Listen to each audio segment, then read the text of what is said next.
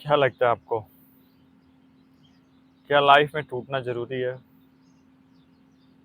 मेरे हिसाब से तो सबको एक बार टूटना ही चाहिए। जैसे एक सिंपल सा सीधा सा फंडा है, मतलब हम लोग सुनते आए हैं मोटिवेशनल में या किधर भी आप रील्स देखते हैं उसमें भी हम लोग सुनते आए हैं कि जब अंडा टूटता है तो नई ज़िंदगी की शुरुआत होती है। सेम प्रोसेस हम पे भी लागू होता है। हर किसी चीज़ को बनाने के लिए जो सख्त से सख्त हो, सुंदर से सुंदर हो, मजबूत से मजबूत हो, वो कैसे बनता है? सबसे पहले वो टूटता है, उसके बाद ही उसको नया रूप, रंग, खूबसूरती, हर चीज़ दिया जाता है। कैसे? एक एग्जाम्पल देखते हैं। बिल्डिंग बनता है, इतनी बड़ी ऊंची ऊंची इमारतें बनती हैं। इन इमारतों को बनाने के लिए किस चीज़ को तोड़ना पड़ता है? क्या ऐसा कोई चीज़ है जिसे तोड़ के उसको बनाया जाता हो? बिल्कुल। बिल्डिंग बनाने के लिए मेन मटेरियल क्या होता है? ईंट, पत्थर, सीमेंट, सरिया, इन्हीं सब चीज़ों का इस्तेमाल होता है। आखिर ये सब चीज़ें बनती कैसे हैं? सीमेंट कैसे बनता है? सीमेंट का प्रोसेस समझिए। अगर आप केवल सीमेंट के प्रोसेस को समझ जाएंगे तो आप अपनी ज़िंदगी के प्रोसेस को समझ जाएंगे।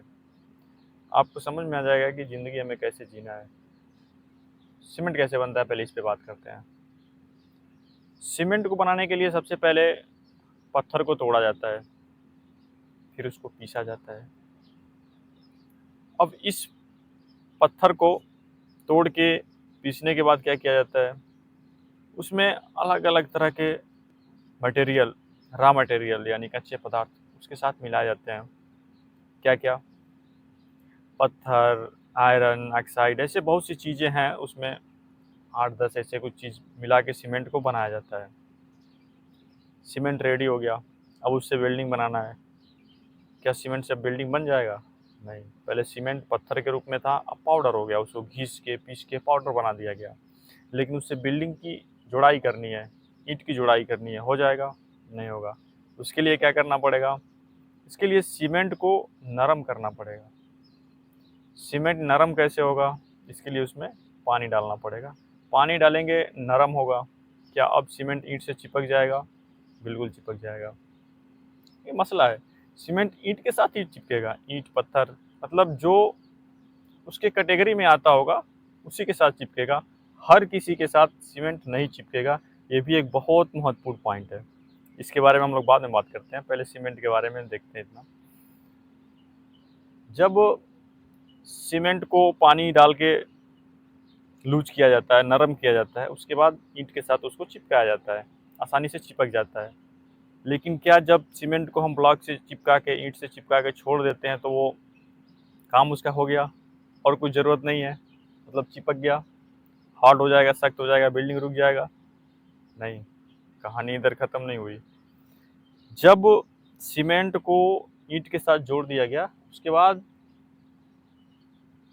उसको नमी की ज़रूरत पड़ती है। नमी क्या है? प्यार, मोहब्बत। मेरा पॉइंट सीमेंट से ईंट जोड़ने का नहीं है, रिश्ते को चलाना, बना के रखना। पहले जो कहानी शुरू हुई पत्थर से सीमेंट बनने की, उसमें जो हम लोग रॉ मटेरियल मिलाए थे, सीमेंट कैसे तैयार हो? केवल पत्थर के पीस देने से नहीं, उसके साथ जो रॉ मटेरियल हम लोग उसमें मिलाए, उसकी कहानी ये है कि इसमें संघर्ष, त्याग, प्यार, मोहब्बत, आपकी मेहनत, हर चीज़ सीमेंट में जो रॉ मटेरियल मिल रहा है, ये समझ लीजिए ये सब चीज़ है। जब आप अपने ज़िंदगी में ये सब चीज़ें मिलाएंगे और उसके साथ मिक्स करेंगे अपने आप को, तब आप सीमेंट की तरह एक मटेरियल तैयार होंगे। और उसके बाद जब आपको रिश्ते को, किसी भी प्रकार का रिश्ते को, या कोई टारगेट ही, मान लीजिए कोई टारगेट है, उसके प्रति आपको आगे बढ़ना है, तो क्या करना पड़ेगा? आपको जिस प्रकार सीमेंट नमी होने के बाद ही, नरम होने के बाद ही ईंट से चिपकता है, उसी प्रकार आपको भी अपने लहजे में नरमी लाना पड़ेगा। नरम रहना पड़ेगा दूसरे के प्रति, और इस रिश्ते को या टारगेट के प्रति, लक्ष्य के प्रति अपनी नरमी बना के रखना पड़ेगा। जैसे जो तराई होता है ना, और शक्ति बनाने के लिए, मजबूती बनाने के लिए वो भी देना पड़ेगा। और हमेशा जुड़े रहने के लिए लास्ट में सख्त होना पड़ेगा कि हाँ, एकदम चिपक के रहना है आपको, मतलब छोड़ना नहीं है। जो आपका टारगेट है या कोई भी चीज़ जिसे आप हासिल करना चाहते हैं, पाना चाहते हैं, उसके प्रति कंसिस्टेंसी, मतलब एकाग्रता उसके प्रति आपका होना चाहिए। छोड़ना नहीं है, उसके पीछे लगे रहना है और एकदम सख्ती से पकड़ के रखना है, जाने नहीं देना है। ईंट और सरिया का भी प्रोसेस आप लोगों को पता ही है कि इनको किस दौर से गुजरना पड़ता है। ईंट कैसे बनता है, मिट्टी है, साफ करना है, उसको नरम करना है, सांचा में डालना है, फिर उसके बाद भट्ठी में तपना पड़ता है, फिर वो ईंट बनता है। सरिया का भी कुछ ऐसा ही प्रोसेस है। रॉ मटेरियल से किस प्रकार एक सरिया बनता है फैक्ट्री में, आग पे उबलता है, फिर उसको सरिया के रूप में ढाला जाता है। तो यही सब कहानी है। कुल मिला के बिना संघर्ष किए, मेहनत किए, बिना टूटे, बिना तपे कुछ हासिल होने वाला नहीं है। जब हम लोग बात कर रहे हैं कि टूटना क्यों ज़रूरी है, एक पॉइंट और देखते हैं, टूटना क्यों ज़रूरी है। चाहे आप पढ़ाई से टूट जाएं, मतलब पढ़ाई में कोई एम हो आपका, एग्ज़ाम दिए फेल हो गए 1 नंबर से, 10 नंबर से, कुछ भी, इश्क मोहब्बत में फेल हो गए, कोई बिजनेस किए फेल हो गए, एनीथिंग, कहीं भी अगर आप फेल हो गए तो क्या फीलिंग आता है कि आप नकारा हैं, किसी काम के नहीं हैं, या फिर कुछ लोग डिप्रेशन में चले जाते हैं, या फिर कुछ लोग तो ऐसे होते हैं कि जी करता है कि खुद को आग लगा लें, सुसाइड कर लें, होता भी है, तरह तरह के विचार मन में आते हैं। मेरा कहना यह है कि अगर आप इस पॉइंट तक पहुंच जाते हैं कि हमें ऐसा करना है, खुद को आग लगा लूँ, सुसाइड कर लूँ, तो मेरा इस पे सिर्फ यही एक ही मत होता है कि अगर आपका सिचुएशन, कंडीशन यहाँ तक आपको खींच के लेके जाता है, आपकी मानसिक स्थिति यहाँ तक आपको लेके चली जाती है, तो आप क्या कर सकते हैं? सिर्फ एक काम कीजिए, आप उसी एनर्जी को, जिसके लिए आप ये सब कर रहे हैं, टारगेट के लिए या किसी भी चीज़ के लिए, इस हद तक गुजरने को आप तैयार हैं, उसी में अपना पूरा एनर्जी लगाइए करने के लिए। जब आप जान देने के लिए तैयार हैं तो इस एनर्जी को कन्वर्ट कीजिए नेगेटिव से पॉजिटिव में, और आप देखिएगा क्या होगा। आपका मंजिल निश्चित रूप से आपको मिलेगा। अगर नो भी मिला तो संतुष्टि तो आपको ज़रूर मिलेगी। ये मेरा वादा है आपसे।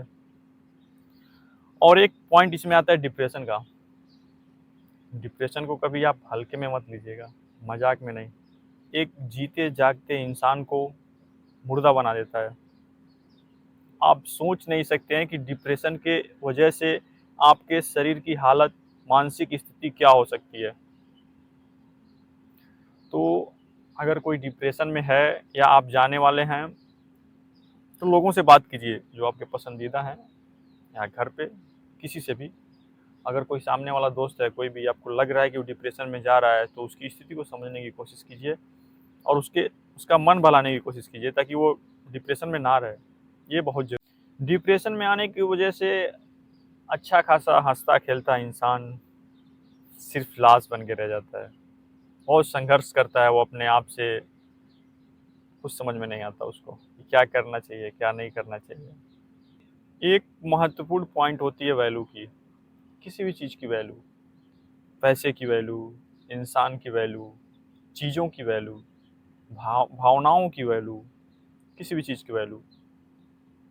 ये कैसे आएगा वैल्यू करना?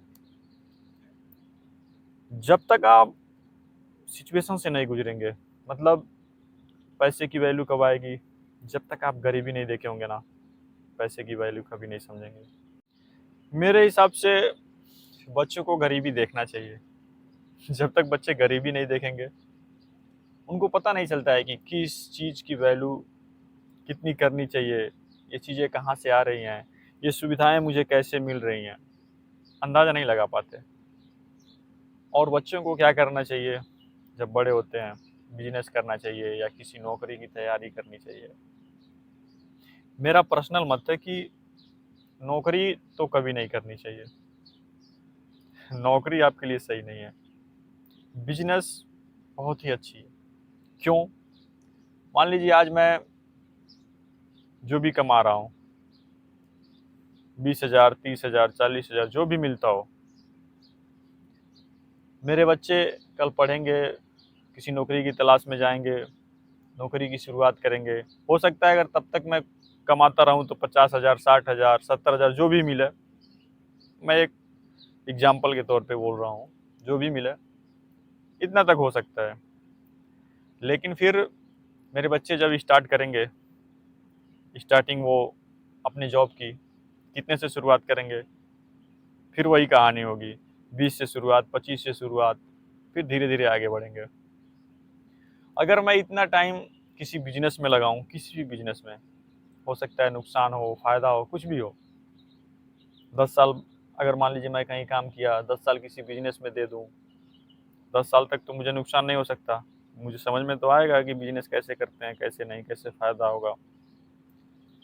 अब अगर मेरा बेटा बड़ा होता है तो वो जब मेरे बिजनेस को अगर ज्वाइन करता है तो उसके पास जो एक्सपीरियंस होगा, 10 साल का एक्स्ट्रा एक्सपीरियंस होगा उसके पास। क्योंकि मैं तो जरूर क्योंकि मैं तो जीरो से शुरुआत किया हूँ, मेरा बेटा तो जीरो से नहीं शुरुआत कर रहा है ना। मेरा एक्सपीरियंस तो उसके पास ही जाएगा। 10 साल, 15 साल जो भी मैं उस बिजनेस में अपना टाइम दिया हूँ, वह वह टाइम मेरे बच्चे के लिए एक्स्ट्रा एक्सपीरियंस होगा, और फिर वह उस पोजीशन से ग्रोथ करेगा। लेकिन नौकरी में ऐसा नहीं है। नौकरी कोई भी करेगा तो उसको फिर से शुरू से शुरुआत करना पड़ेगा, जीरो से। चाहे उसके किसी के भी पिता किसी भी पोजीशन पे हो, उससे फर्क नहीं पड़ता है। जब भी किसी का बच्चा शुरुआत करेगा तो नीचे से ही। इसलिए नौकरी से लाख गुना नहीं, करोड़ गुना बेस्ट है बिजनेस। और सबको कोशिश उसके तरफ ही जाने का करना चाहिए। जो मध्यम वर्ग के लोग हैं, ज़्यादा कोशिश बिजनेस के लिए ही करना चाहिए। बच्चों को गरीबी दिखाने से मतलब है कि आप कहीं जा रहे हैं, आ रहे हैं, रास्ते में कुछ लोग मिलते हैं, कैसे रहते हैं तंबू डाल के, या किस सिचुएशन में खाना खाते हैं, आप वो भी दिखा सकते हैं। या फिर उनको गरीबी पे आधारित कोई मूवी दिखाइए और समझाइए उनको कि गरीबी में लोग किस हालात से गुजरते हैं। जो गरीब हैं वो तो ठीक है, खुद अपने हालात देख रहे हैं, लेकिन आप जिस सिचुएशन में, जिस कंडीशन में हैं, उससे नीचे के कंडीशन वालों का हाल दिखाइए, या फिर वो लोग कैसे रहते हैं, कैसे अपनी जीवन यापन करते हैं। जब वो लाइव अपनी आंखों से सामने देखेंगे बच्चे, तो उनको अच्छी तरह से समझ में आएगा कि उनको क्या करना चाहिए, क्या नहीं करना चाहिए। चलते हैं फिर वहीं पे जहाँ से शुरुआत किए थे, कि क्या सफल होने के लिए टूटना ज़रूरी है? बिल्कुल ज़रूरी है। और ये मोटिवेशनल में आप लोग सुने होंगे कि सिर्फ बातों से कौन समझता है, सबको एक ठोकर ज़रूरी होता है समझने के लिए। तो ये बिल्कुल सही बात है, ठोकर एक तो लगना ही चाहिए, किसी भी प्रकार का हो। और लास्ट में सिर्फ एक बात जोड़ना चाहूँगा कि अपने आप को कभी भी इतना कीमती ना बनाएं कि लोगों को आपके पास जाने के लिए अपनी औकात चेक करनी पड़े कि मैं उनके पास जाने के लायक भी हूँ या नहीं, बात करने के लायक भी हूँ या नहीं। उस पोजीशन पे अपने आप को कभी भी ना खड़ा करें, ये सही नहीं है। अगर आप ज़्यादा कीमती भी हो जाएंगे तो आपको तिजोरी में बंद करके रखा जाएगा, ये भी बात सही है। तो ये वीडियो देखने के लिए धन्यवाद। मिलते हैं फिर कभी, काफ़ी लंबे समय के बाद सोचा एक वीडियो बनाता हूँ।